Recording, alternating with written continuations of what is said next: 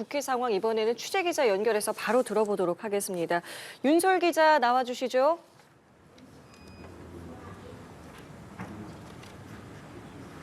네, 국회입니다. 조금 전인 오전 10시 반 국민의힘 한동훈 대표가 대표직에서 물러나겠다는 뜻을 밝혔습니다.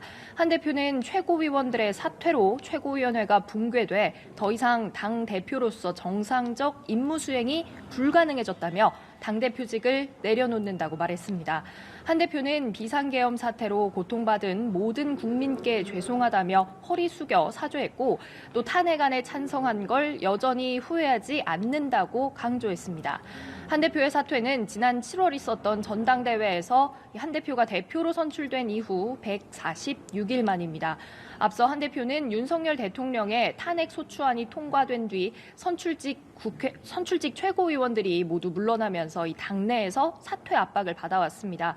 한 대표의 사퇴는 예정된 수순이었는데요. 당헌에 따르면 선출직 최고위원 4명 이상이 사퇴하면 비상대책위원회를 설치하게 돼 있고 전국위원회 의장이 이를 위한 후속 절차를 밟도록 돼 있기 때문입니다.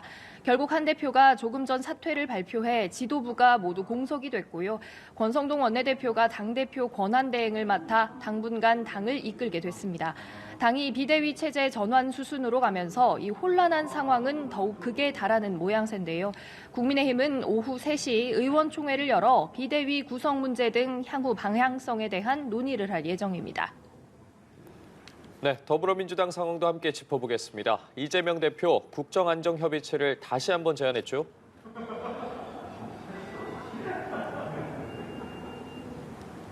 네, 그렇습니다. 민주당은 연일 여당 같은 야당 이미지 구축에 힘쓰는 분위기입니다.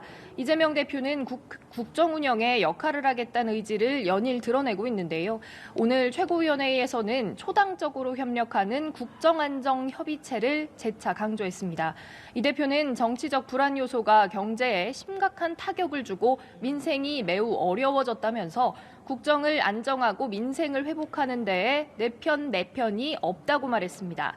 그러면서 어제 한 차례 여당에서 거절했던 점을 의식한 듯 모든 일의 주도권은 국민의힘이 가져도 좋으니 꼭 참여해 주시기를 바란다고도 밝혔습니다.